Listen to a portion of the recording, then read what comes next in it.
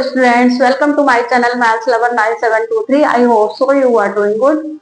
Today's topic is very interesting topic, laws of algebra of sets. आज हम लोग laws पढ़ेंगे sets के और इसके प्रूफ नहीं करेंगे, हम लोग केवल इसके laws के बारे में जानेंगे, laws कैसे हम लोग यूज करेंगे, ठीक है। बट ये टॉपिक बहुत इंटरेस्टिंग होने वाला है बच्चों। इस टॉपिक को आप बिल्कुल लास्ट तक देखिएगा, इस वीडियो को लास्ट तक देखिएगा, तभी आपको ये सारे के सारे लॉज आपको क्लियर होंगे। आज हम लोग सारे सेट्स के जितने भी लॉज होते हैं, प्रॉपर्टीज होता है, उनको हम लोग कवर करेंगे।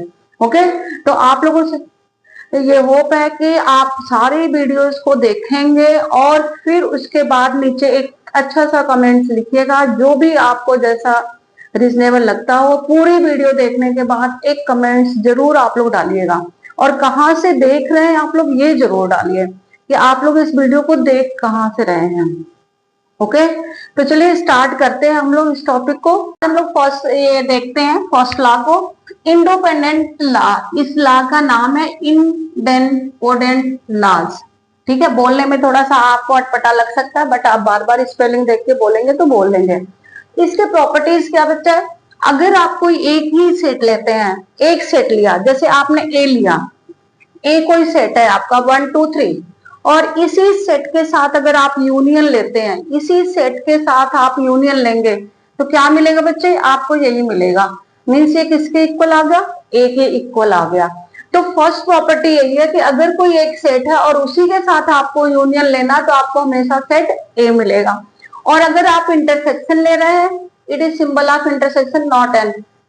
अगर आप इंटरसेक्शन ले रहे हैं तब भी यही बच्चे मिलेगा। देखो A intersection A, intersection means common element, तो सारा ही एलिमेंट कॉमन होगा अगर हम ए के साथ ही लेंगे तो ये देखो आपको सेम वही एलिमेंट मिल गया, this is also equal to A. तो ये आपका फर्स्ट लॉ इंडेपेंडेंट लॉज है, ठीक है। अब सेकेंड लॉ के बारे में देखते हैं। Second law identity law.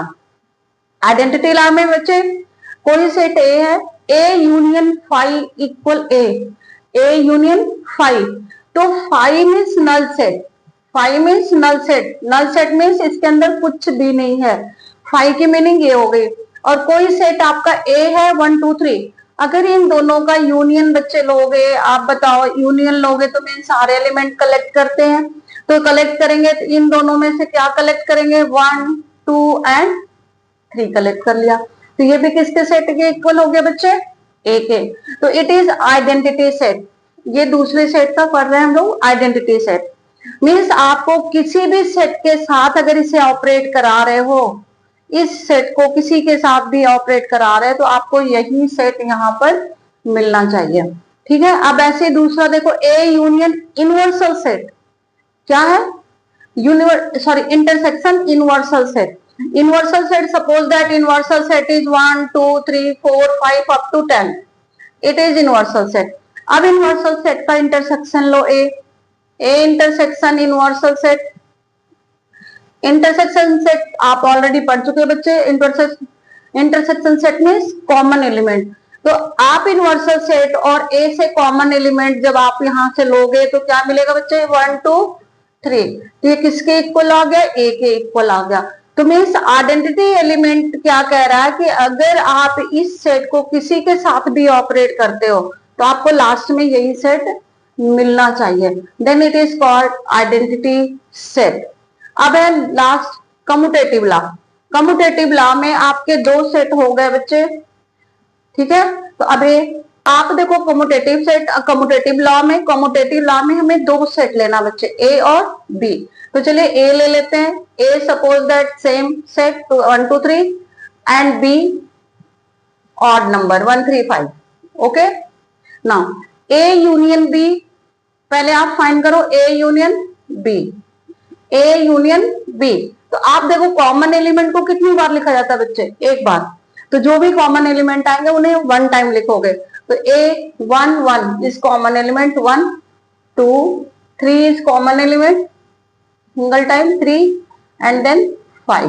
तो यूनियन क्या बन गया, 1 2 3 5।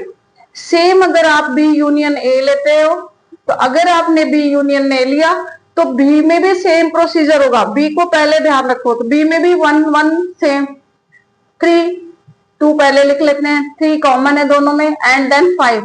यू कैन सी यार बोथ आर इक्वल, दोनों इक्वल है, ठीक है।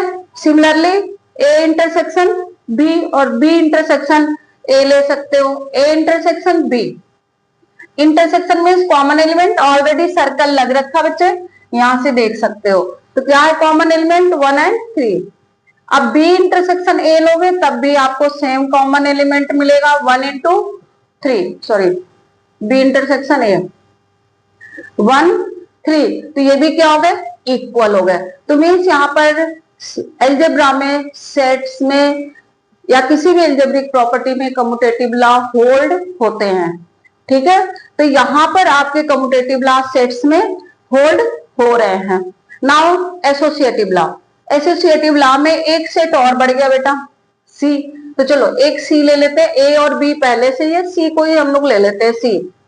चलिए सी क्या ले लें, इवन नंबर्स ले लेते हैं,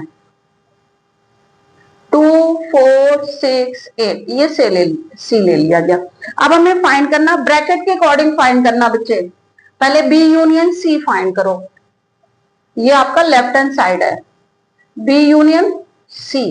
बी और सी के जो भी कॉमन एलिमेंट हो उन्हें हम सिंगल टाइम लिखेंगे, बट इसमें कोई भी कॉमन एलिमेंट नहीं होंगे क्योंकि ये इवन नंबर है और ये ऑड नंबर है। तो डायरेक्ट लिख देते हैं 1 2 3 4 5 6 एंड 8। ओके, नाउ अब ए के साथ यूनियन लेंगे, बी यूनियन सी। चलिए अब जो कॉमन एलिमेंट होंगे 1 is common and 3 is common, इन्हें वन टाइम लिख लें, 1 2 3 4 5 6 8। सिमिलरली अब आप RHS फाइंड कर लो, यहां पे कर लेते हैं बच्चे RHS, क्योंकि अब रब करेंगे तो टाइम लगेगा, इसलिए पहले इसको फाइंड कर लेते हैं। यहां पर ब्रैकेट क्या है, ए यूनियन बी का, ए यूनियन बी देखो आप ऑलरेडी फाइंड कर रखे हो, यहाँ पे देखो ये आप ए यूनियन बी फाइंड कर रखे हो, तो यहां से हम ए यूनियन बी लिख लेते हैं बच्चे, ठीक है, यहीं से लिख लेते हैं ए यूनियन बी। तो what is A union B, 1 2 3 5। Now A bracket में रखो, ए यूनियन बी, फिर यूनियन सी। अब सी आपका यहाँ पर है, अब सी के साथ यूनियन लेते हैं बच्चे, 2 कॉमन एलिमेंट है तो आप एक बार लिखोगे, तो 1 2 3 4 5 6 8, तो बोथ आर इक्वल, तो left hand side equal right hand side. तो सेम ऐसे ही आप इंटरसेक्शन के साथ लिख सकते हो बच्चे, ये सेम ऐसे ही आपके distributive property, sorry associative property चलती रहेगी, ठीक है। तो नाउ डिस्ट्रीब्यूटिव प्रॉपर्टी हम लोग पढ़ रहे हैं, फिफ्थ डिस्ट्रीब्यूटिव प्रॉपर्टी, ठीक है। डिस्ट्रीब्यूटिव प्रॉपर्टी में भी ऐसे ही हम लोग एग्जांपल ले लेते हैं 1 2 3, बट ये प्रॉपर्टीज आप लोग को लर्न करना बच्चे, odd numbers 1 3 5 and C even numbers 2 4 6। Okay, ये ले लिया गया। तो अब आप यहां पर पहले लेफ्ट हैंड साइड देखो, ए पार्ट का लेफ्ट हैंड साइड, तो बी इंटरसेक्शन सी, तो what is B intersection C, can you tell me, 5 बेटा, क्योंकि 1 3 5 odd number, 2 4 6 even number, odd और इवन का कोई भी कॉमन एलिमेंट नहीं होता है, तो क्या लिख दे 5। अब इसको बनाना है ए यूनियन बी इंटरसेक्शन सी।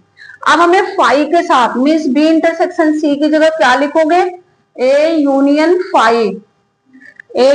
5। तो अभी आपने यहाँ पर पढ़ा है कि ये यूनियन 5 किसके इक्वल होता है, ए के इक्वल होता है। दैट मीन्स ये पूरा का पूरा सेट किसके इक्वल आ गया, ए के इक्वल आ गया। देखो यहीं से ये प्रॉपर्टीज अगर आपको याद हो तो आप यहीं से डायरेक्ट लिख सकते हो बच्चे, ठीक है। ये तो हो गया लेफ्ट हैंड साइड। अब आप इसका राइट हैंड साइड देखो, देखो बच्चे ये ना अलजेब्रा की तरह ही है कि ए का बी के साथ यूनियन और ए का सी के साथ यूनियन, और इनके बीच में जो साइन है वो सेंटर में ला दो, ठीक है। जो बाहर वाला साइन है बी के साथ लिखो, फिर इसी साइन को सी के साथ लिखना है, ठीक है। बी के साथ लिखा, सी के साथ, और फिर जो सेंटर वाला साइन है उसको सेंटर में ला देंगे। क्लियर, ऐसे डिस्ट्रीब्यूटिव प्रॉपर्टी करना जैसे अलजेब्रा में हम लोग करते आए हैं। तो चलिए पहले ए यूनियन बी ले लेते हैं, ए यूनियन बी, तो 1 2 3 5, आई होप सो आप लोगों ने पहले से लिख रखा है तो आप वहां से देख सकते हो। ए यूनियन सी भी आपने लिखा हुआ होगा, ए यूनियन सी, ए और सी 1 2 3 4 6। अब इन दोनों का क्या लेना बच्चे, intersection, A union B intersection A union C.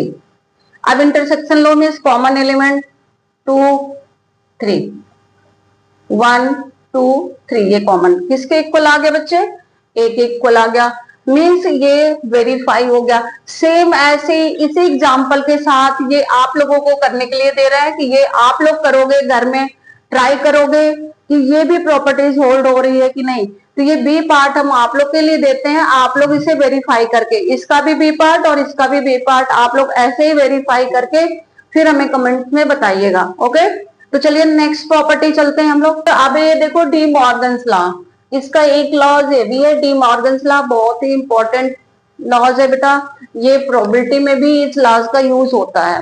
Dash का मीनिंग आप समझते हो, ए डैश मीन क्या होता है, complement, A dash means complement of set A. ठीक है, ये इसकी डेफिनेशन आप पढ़ रखे हो कि if X is element of A dash then X does not contain in A, means अगर वो ए डैश का एलिमेंट है तो वो ए का एलिमेंट नहीं होगा। तो ये डेफिनेशन ऑलरेडी आप लोग पढ़ चुके हो। एक दूसरा इसका फॉर्मूला भी पढ़े हो आप लोग, A dash U minus A means universal set minus A. तो आप अगर इन चीजों का आपको ध्यान है तो इससे रिलेटेड आप ये क्वेश्चन सॉल्व कर सकते हो।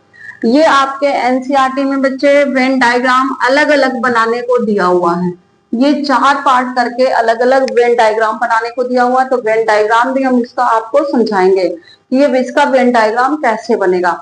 बट पहले इस लॉज को समझ लो, आप लोग क्लियर कर लो कि ये लॉज है क्या। A union B whole dash, इसका मतलब क्या हुआ बच्चे, u minus A union B, means u में से a यूनियन b को माइनस कर दिया जाए तो बाकी जो सेट बचेगा वो आपका होगा। तो अब इसको डिफाइन कैसे करोगे, मीन्स अगर इसके अंदर कोई एलिमेंट है तो वो किसका एलिमेंट नहीं होगा, यूनियन का एलिमेंट नहीं होगा। यूनियन का एलिमेंट नहीं होगा तो किसका होगा, कॉम्प्लीमेंट का। तो चलिए इस डेफिनेशन का यूज करते हैं, A union B whole dash. इसका मीनिंग क्या हो गया कि x does not contain in a union b, that means x does not contain in a and x does not contain in b। अब अगर ये a में कंटेन नहीं कर रहा है तो क्या डेफिनेशन मिल गया, a डैश, मीन्स x किसका एलिमेंट हो गया, a डैश का। फिर यहां देखो अगर b में नहीं है तो किसका एलिमेंट होगा, b का होगा। अब ये किसका, b डैश का। अब ये किसका डेफिनेशन बन गया बच्चे, A dash intersection B dash, means ये इसका क्या बन गया, सबसेट बन गया। A union B whole dash subset A dash intersection B dash. Similarly हम लोग इसका कन्वर्स कर लेंगे। ठीक है, बहुत ज्यादा आपको डीप में नहीं ले जाते हैं, बस जस्ट आपको प्रॉपर्टीज कैसे यूज करना है ये बताते हैं। ये आप कर लोगे तो फिर दोनों क्या हो गए, इक्वल हो गए, means A union B whole dash equal A dash intersection B dash.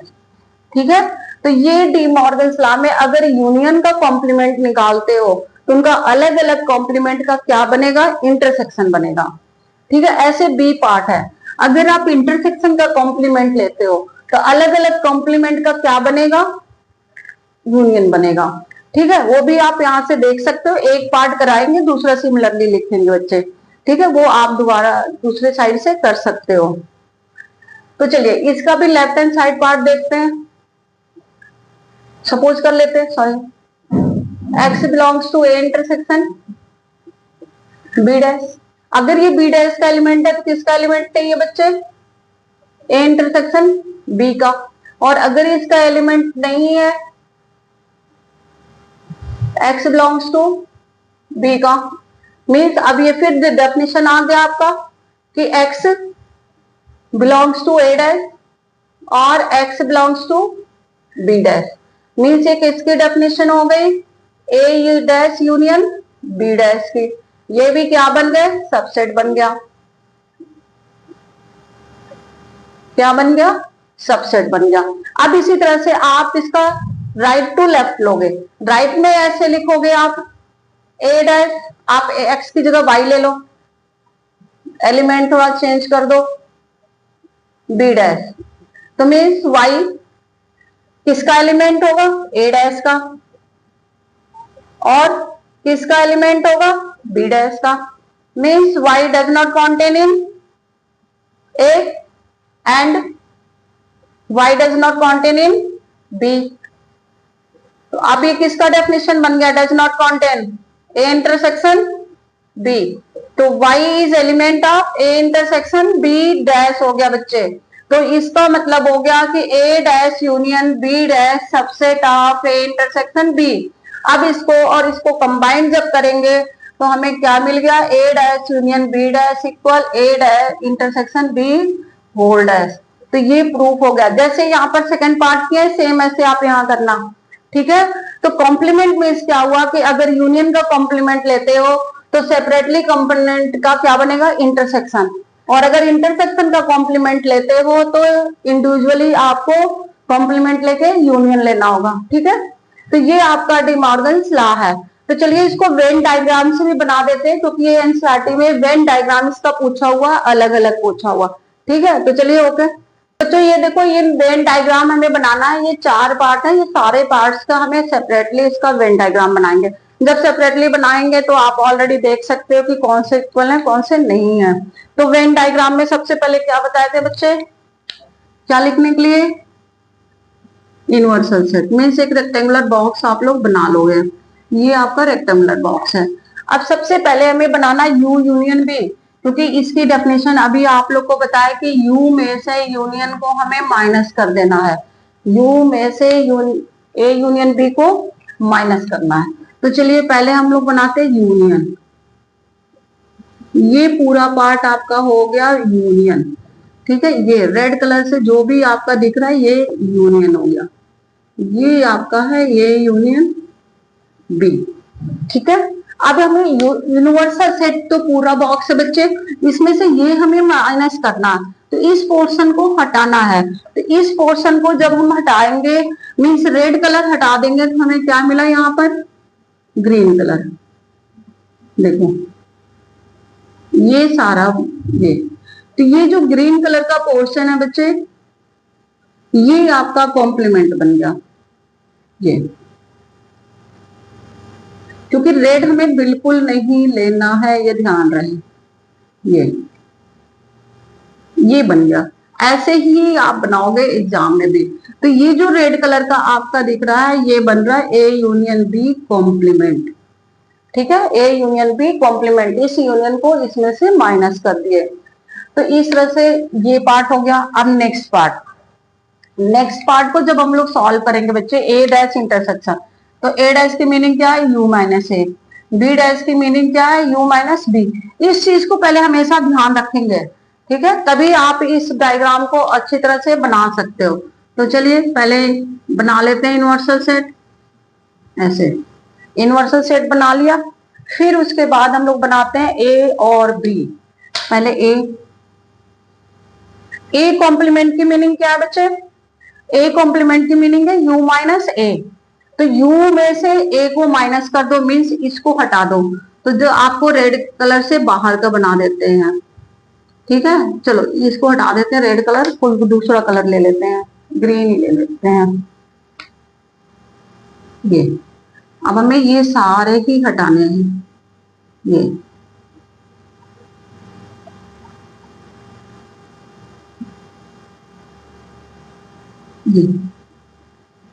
ठीक है, ये ऐसे आप बनाया। तो जो ग्रीन कलर है वो क्या है, ए डैश है। अब इसके बाद आपको बनाना है बी, ये तो हो गया ए, अब आप बी वाई से बनाओ, बी बन गया। अब हमें बी हटाना है, क्या हटाना है, बी। तो चलो बी को थोड़ा ब्लू कलर में ले लेते हैं, बी को। अब बी हटाना, ये बी हटाना है तो ब्लू को ऐसे कर लेते हैं। बी को हमें ब्लू कलर में नहीं लाना बच्चे, बी को ब्लू कलर में नहीं लाना है, ये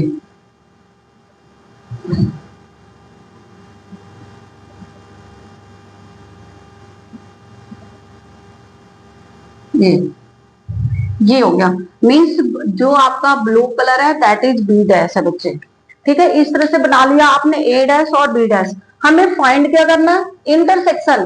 तो इंटरसेक्शन की मीनिंग क्या होती है? जो दोनों में ही हो, जो दोनों में ही हो। तो दोनों में आपको ब्लैक और ग्रीन कहाँ दिख रहा है? आप सॉरी, ब्लू और ग्रीन कहाँ दिख रहा है बच्चे?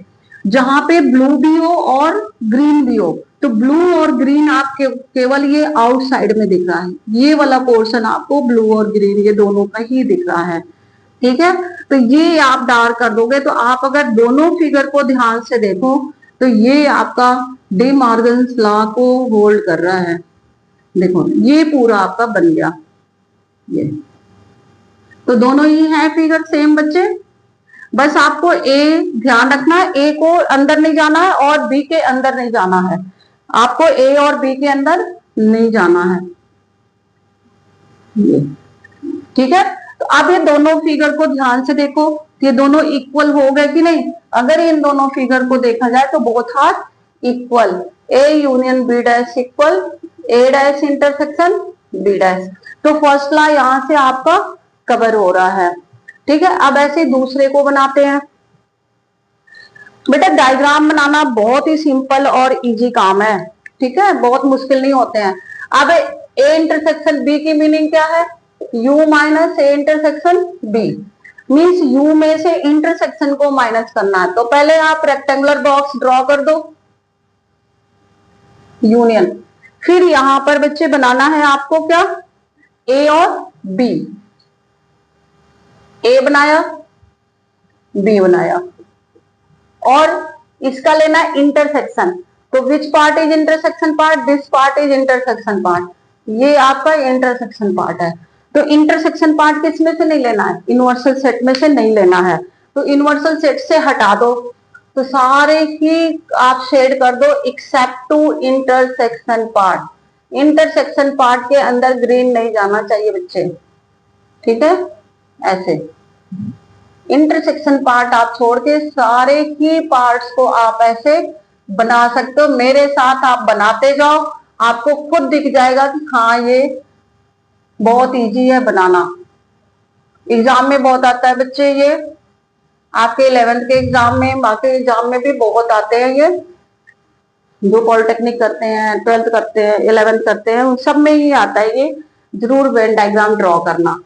ठीक है, तो इसे अच्छी तरह से आपको समझना। तो देखो इंटरसेक्शन छोड़ के बाकी सबको ग्रीन कर दिए। तो this green part is A intersection B hold edge. ठीक है, अब आप करोगे नेक्स्ट, इसमें आप फिर यूनिवर्सल सेट ड्रॉ करो।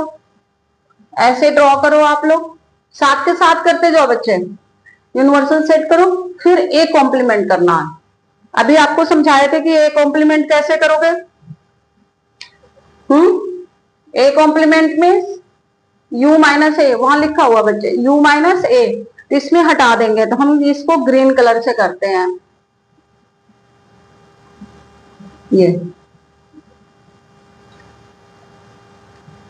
ये हो गया आपका ए डैश, ग्रीन कलर से जो हुआ ए डैश। अब हमें बनाना है बी। बी बना लिया, ए और बी। बी डैश बनाना है, बी डैश को हम ब्लू कलर से बनाएंगे। बी डैश, बी डैश, बस ब्लू बिली अंदर नहीं जाना चाहिए इसके। ये बन गया आपका बी डैश, ब्लू कलर हो गया बी डैश। अब क्या फाइंड करना है इसका?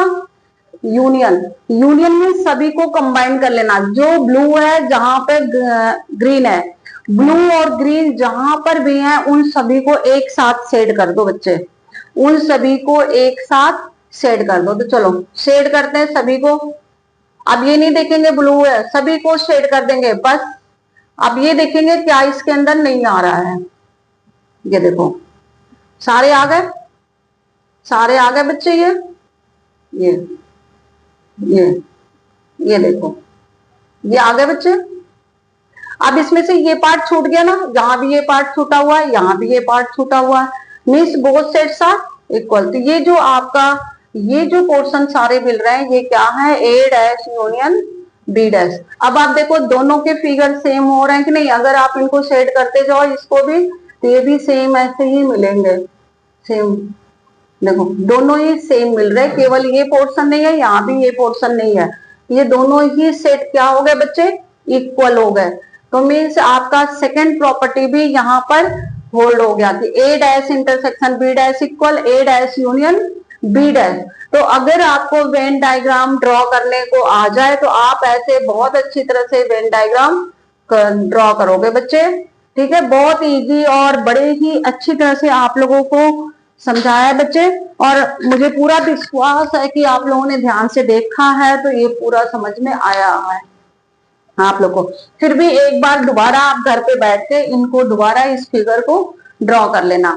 तो वेन डायग्राम के थ्रू आपको वेन डायग्राम के थ्रू डी मॉर्गन्स लॉ भी प्रूव करना बता दिए और वैसे भी वेरीफाई करा दिए। तो इन लॉज को आज आप बहुत अच्छी तरह से घर में जाके पढ़ोगे। आई होप सो कि आप लोग को बहुत ही इंफॉर्मेटिव और इंटरेस्टिंग टॉपिक लगा है, ठीक है। तो आपको अगर इंफॉर्मेटिव और इंटरेस्टिंग टॉपिक लगा है बच्चे तो सब्सक्राइब जरूर करें और कमेंट्स जरूर डालना बच्चे, ठीक है। कमेंट्स डालना कि आप कहाँ से देख रहे हो और आपको ये वीडियो कैसा लग रहा है, ठीक है। तो आप आई होप सो कि ये सारी बातें आप समझ के जरूर करेंगे। Thank you so much.